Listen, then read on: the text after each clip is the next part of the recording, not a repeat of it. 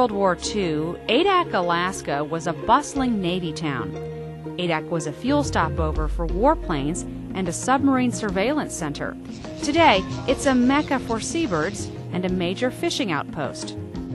Adak is located in the area known as the Ring of Fire that stretches along the Pacific Rim.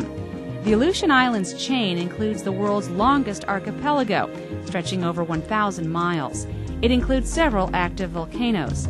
Here, the rich waters of the Bering Sea collide with the deep Aleutian Trench to produce some of the most abundant fisheries anywhere. It is also home to cold water coral and sponge gardens. We don't think there's anything like it in cold water. It's for the diversity and the abundance. Alaskan scientists with the National Oceanic and Atmospheric Administration and researchers from around the country explored the seafloor near Adak for the first time. Well, we chose to explore the Aleutian Island seafloor because of recent emphasis being placed on seafloor habitat and the possible disturbance of fishing gear on this type of habitat.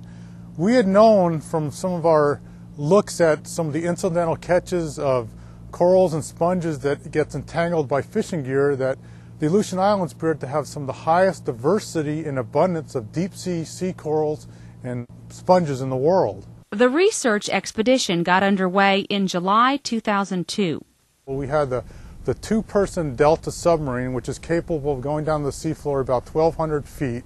We take the submarine to the seafloor, and you have to remember, in this area, when we get down there, it's dark, so the submarine's equipped with two very bright 500 halogen watt lamps that when you get down the seafloor, you light it up. And the first couple dives that we took, we were just amazed. You go down there, it's like taking a kid to a candy store and turning the lights on and letting them go loose. The scientists knew they'd find coral and sponges, but they did not expect such a complex and diverse ecosystem. The seafloor provides habitat to several species of fish, king crab, and other sea life. It was similar to tropical reefs, in that it was very highly structured habitat and had a high diversity of marine life. These habitats form hiding spots for fish and areas where they can safely spawn and feed, protected from predators and strong currents. It harbored a high diversity in both invertebrates and juvenile rockfish anyway, some other juvenile species of fish.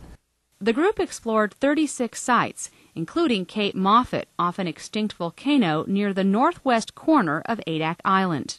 Well, we probably found at that one site probably 20 species of coral alone, some very large sponges and a lot of invertebrates, octopus, and quite a few rockfish, Pacific Ocean perch, Atka mackerel, halibut.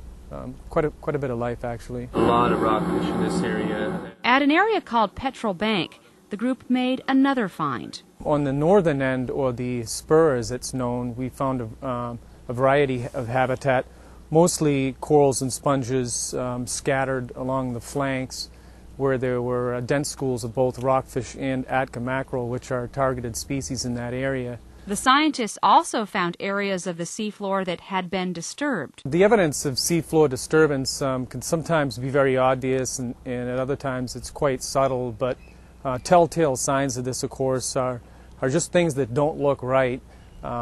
If you, of course, see sponges that are turned over, knocked over, ripped over, corals that are missing half of the colony, stuff like that, that's very obvious damage. Scientists discovered the most evidence of disturbance on the flanks of an underwater volcano. In some areas there were large tracts where all of the sessile marine life had been removed, and all that was left was rubble, or the skeletons of hydrocorals were left behind at those sites. But scientists found other areas intact. Corals and sponges that basically covered 100% of the seafloor. There were sponges growing on corals. Some really colorful, beautiful animals, and I think typically people don't extend to find those types of animals in these high latitudes and cold water. So far, the scientists have completed about a third of their research. We know that we've only brushed the surface out there, and our hopes in the next few years are to explore and inventory corals throughout the Aleutian Islands, from Attu Island to Dutch Harbor. We have several important questions left unanswered. Amongst those are how common as this coral reef habitat in the Aleutian Islands. Where is it? Can we predict where it is? These habitats have been here for centuries and are slow to recover from damage. One thing we need to really find out are what are the oceanographic processes and the geological processes that kind of dictate where you find these corals and sponges. And when we get that information, we'll be able to possibly design the best ways to protect this habitat. The challenge now is to better understand this ecosystem.